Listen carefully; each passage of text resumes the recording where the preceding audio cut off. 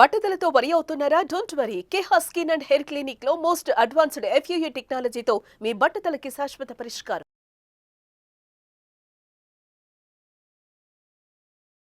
నమస్తే, welcome to Suman TV.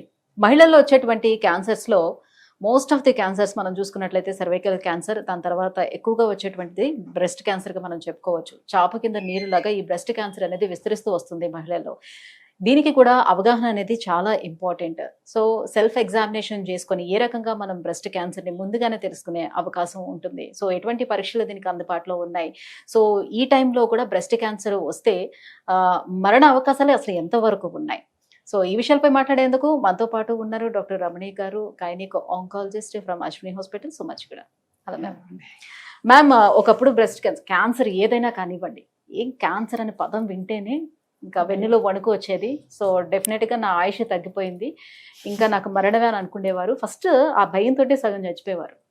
కానీ ఇప్పుడు వచ్చినటువంటి లేటెస్ట్ ట్రీట్మెంట్స్, టెక్నాలజీస్ ఇవన్నీ అందుబాటులోకి వచ్చిన తర్వాత కూడా మనకి ఇప్పుడు బ్రెస్ట్ క్యాన్సర్ అనేది లేడీస్లో చాలా ఎక్కువగా చూస్తున్నాం. ఫస్ట్ ఆఫ్ ఆల్ దానికి సంబంధించినటువంటి రీజన్స్ చూసుకుందాం. ఆఫ్టర్ దట్ దానికి అందుబాటులో ఉన్నటువంటి ట్రీట్మెంట్స్ ఏంటో కూడా.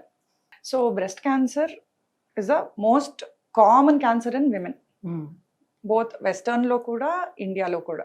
అంటే మేజర్గా ఎలాంటి వారిలో చూడొచ్చు మనం? ఈస్ట్రోజన్ ఎక్కువ ఉండే వాళ్ళలో మేజర్ గా బ్రెస్ట్ క్యాన్సర్, హార్మోన్ ఎక్కువ అయినప్పుడు. ఓకే. సో అంటే హార్మోన్ డిపెండెంట్ బ్రెస్ట్ క్యాన్సర్స్ ఎక్కువ.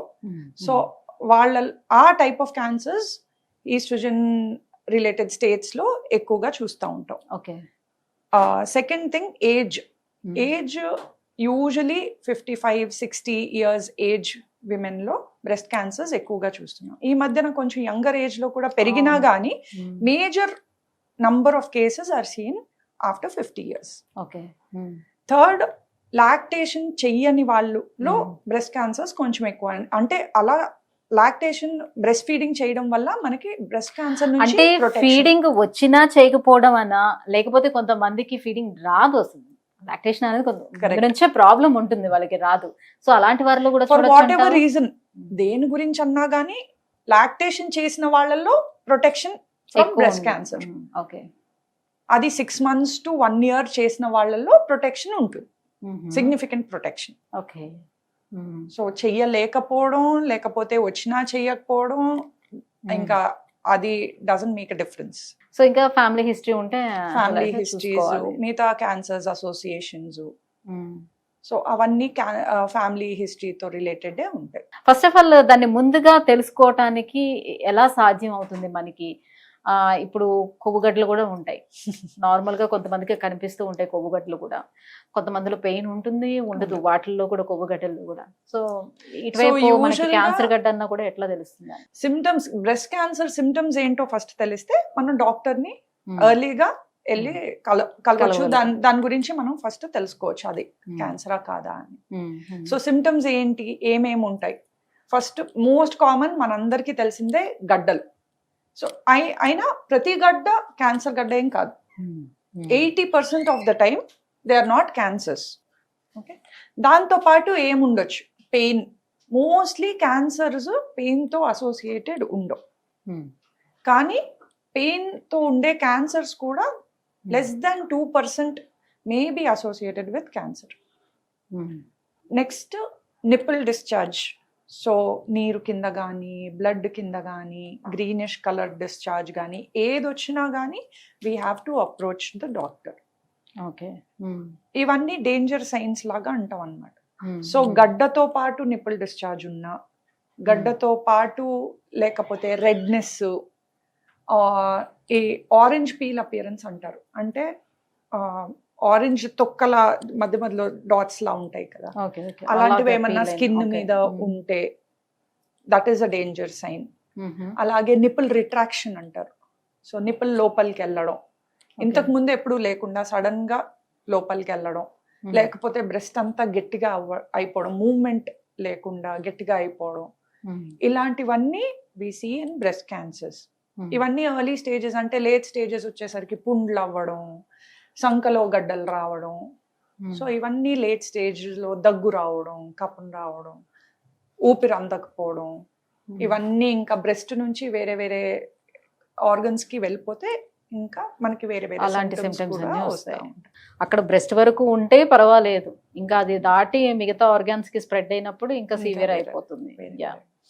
సో ఇప్పుడు బ్రెస్ట్ క్యాన్సర్ ఉంది లేని తెలుసుకోవడానికి ఇది ఓకే, బట్ సెల్ఫ్ ఎగ్జామినేషన్ చేసుకోవాలి అని అంటే ఎలా చేసుకోవచ్చు?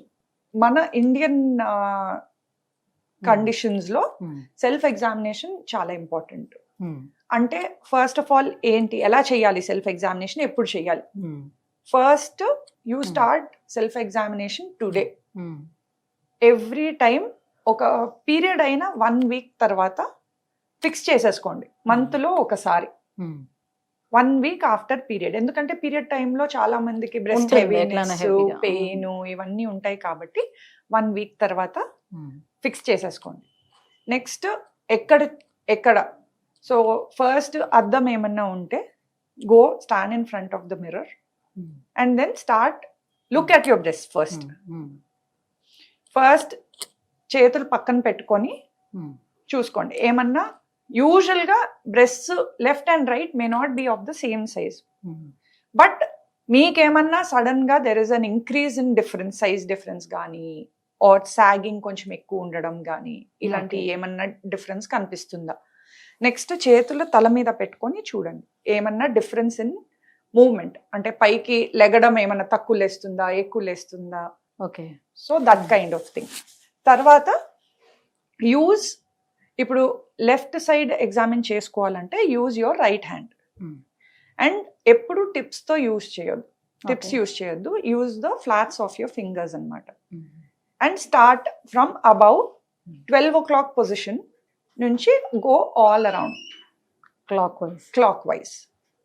And based upon requirement 1, 2, 3 levels based upon the breast size కానీ అలాగా. కొంతమందికి 2 circles, కొంతమందికి 3 circles.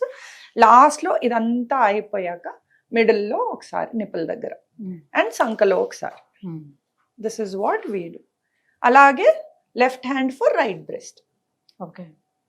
ఏ రీజన్ని వదలకుండా అన్ని రీజన్స్ని కవర్ అయ్యేలాగా. అండ్ లాస్ట్లో మిడిల్ నిప్పుల దగ్గర అండ్ సంకలు. ఓకే. సో మీకు ఇలా చేసేటప్పుడు గడ్డలు ఏమన్నా తెలియడం కానీ, పెయిన్ ఉండడం కానీ తెలిస్తే then we approach the doctor. So అలా అప్రోచ్ అయిన తర్వాత ఇప్పుడు మ్యామోగ్రామ్ అనేది ఏ ఏజ్ తర్వాత మ్యామోగ్రామ్ చేసుకోవడానికి అవకాశం ఉంటుంది? చాలా మంది డాక్టర్స్ చెప్తుంటారు 45 తర్వాత మనం మ్యామోగ్రామ్ చేస్తాము, బిఫోర్ 45 చేయమని అంటారు. బిఫోర్ ఒకవేళ 45 లోనే మనకి ఇది ఐడెంటిఫై అయితే ఎట్లా, ఏం చేస్తారు? సో మ్యామోగ్రామ్ చేసేటప్పుడు యంగ్ విమెన్లో అంత పికప్ చేయలేదు మ్యామోగ్రామ్, ఎందుకంటే డెన్స్ బ్రెస్ట్ ఉంటాయి కాబట్టి. సో అప్పుడు సోనో మ్యామోగ్రామ్ అంటాం. Sono mammogram. ఓకే. అది చేసుకోవచ్చు. From 40 years onwards it is digital mammogram చేసుకోవచ్చు. మీకు ఏమన్నా డౌట్ అనిపించి మీరు every year from 35 years onwards go for an yearly checkup with a doctor. మీరు ఎంత చూసుకున్నా కానీ doctor has seen much more number of patients ని చూసుంటారు కదా. There Okay. Expertise is even better compared to yours. So yearly once ఒక proper doctor దగ్గర examine చేయించుకోవడం is necessary from 35 years on. So అలా ఉండేటప్పుడు మ్యామ్ విపరీతమైన పెయిన్ ఉండటం అనేది మనం గమనించవచ్చా? మెయిన్ ఏదైనా సరే పెయిన్ తోటి స్టార్ట్ అయితేనే మనం తొందరగా వెళ్తాం కదా చాలా మంది. సో మీరు అన్నట్టుగా ఇంతకు ముందు బ్రెస్ట్ దాటి ఇతర ఆర్గాన్స్ కి అది స్ప్రెడ్ అయితే ఇంకా చాలా కష్టం అయిపోతుందని చెప్పారు. అంతవరకు వెళ్ళకుండా బిఫోర్ మనకు ఆ పెయిన్ అనేది తెలియదా? పెయిన్ ఉంటే మీరు అన్నట్టు మనం ముందే వెళ్తాం. పెయిన్ లేకుండానే లేదు కాబట్టే మనకి కష్టాలు.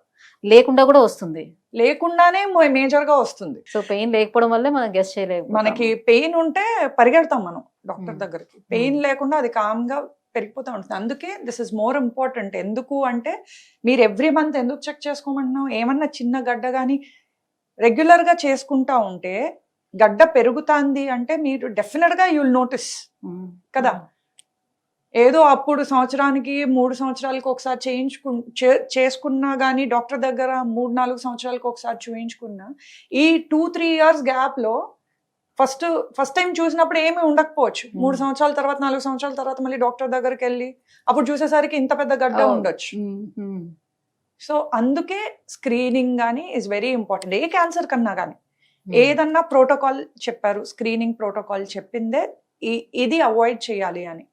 We should follow that protocol. అంత రెగ్యులర్ గా చేయించుకుంటా ఉంటేనే మనం అది ఎర్లీ స్టేజ్ లో పట్టుకోగలం. సో ఇప్పుడు ఉన్నటువంటి అత్యాధునిక ట్రీట్మెంట్స్ ఏవైతే వచ్చాయో దాని ద్వారా ఏ స్టేజ్ లో ఉన్నా కూడా బ్రెస్ట్ క్యాన్సర్ ని ట్రీట్ చేయడం సాధ్యమవుతుందా? సో బ్రెస్ట్ క్యాన్సర్ వచ్చేటప్పుడు కంప్లీట్ గా బ్రెస్ట్ తొలగించాల్సిన అవసరం ఎంత వరకు ఉంటుంది? సో అగైన్ మళ్ళీ అందరిలో బ్రెస్ట్ క్యాన్సర్ వచ్చిన వెంటనే బ్రెస్ట్ ఏం తీసేసేయక్కర్లేదండి. డెఫినెట్ గా ఇప్పుడు now we reach the stage where we can preserve breast కూడా. సో బ్రెస్ట్ క్యాన్సర్ వస్తే మనం కీమోలు కూడా చాలా రకాలు వచ్చేసినాయి, చాలా అడ్వాన్స్ కీమోలు వచ్చేసినాయి, ఇమ్యూనోథెరపీలు వచ్చినాయి. సో చాలా advanced treatments are available to us now. So అలా అని మొత్తం అగైన్ మల్టిపుల్ ట్రీట్మెంట్ మొడాలిటీస్ అవసరం ఉండొచ్చు. అంటే కీమోథెరపీ, సర్జరీ అండ్ రేడియేషన్ కూడా అవసరం ఉండొచ్చు for a breast cancer. But breast మొత్తం తీసే అవసరం లేదు. అంటే ఏ స్టేజ్ లో అయినా సరే తీయాల్సిన నెసెసిటీ అది ఈచ్ పేషెంట్ కి సెపరేట్ గా వి డిసైడ్. చూసి పేషెంట్ స్టేజ్ బట్టి, అక్కడ డిసీజ్ స్టేటస్ బట్టి, ఎంత వరకు ఆక్యుపై ఉంది దాన్ని బట్టి అండ్ స్టేజ్ బట్టి మనం పేషెంట్ అవుట్కమ్స్ ఎలా ఉంటాయి అనేది మారుతూ ఉంటుంది. So early first and second stage వరకు outcomes are really good. Third and ఫోర్త్ స్టేజెస్కి వెళ్ళేసరికి అవుట్కమ్స్ స్లో తగ్గిపోతూ ఉంటాయి.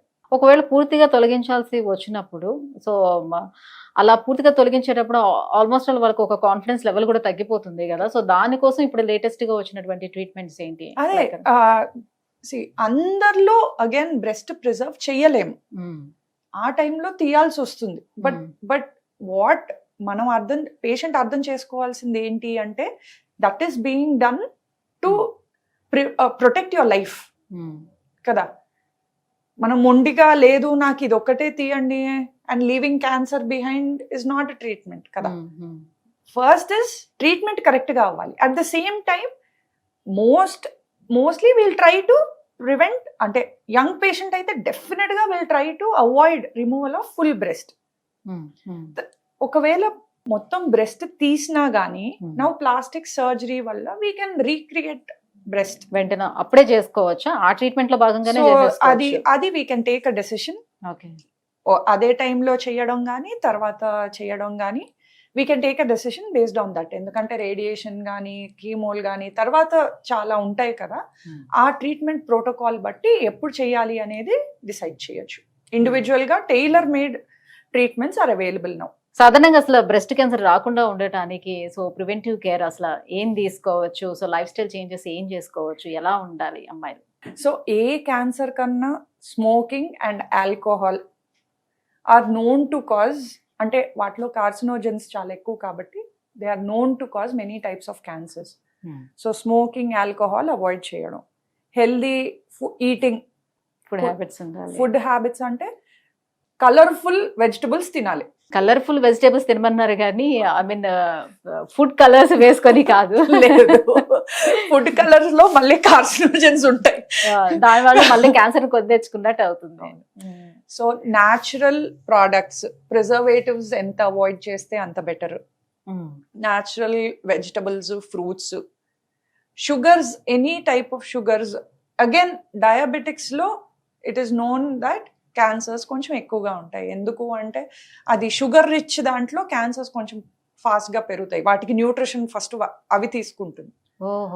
సో అది కూడా ఒకటి చూసుకోవాలి, షుగర్స్ కొంచెం తగ్గించుకోవాలి. Right, thank you so much ma'am. Breast cancer రావడానికి రీజన్స్ అండ్ ఎలాంటి వారిలో మనం ఎక్కువగా చూడొచ్చు ఈ బ్రెస్ట్ క్యాన్సర్, అండ్ ఇప్పుడు వచ్చినటువంటి ఆధునిక చికిత్సా పద్ధతులు ఎలా ఉన్నాయి ఏంటి అనే విషయాలు తెలియజేసినందుకు థ్యాంక్ యూ సో మచ్.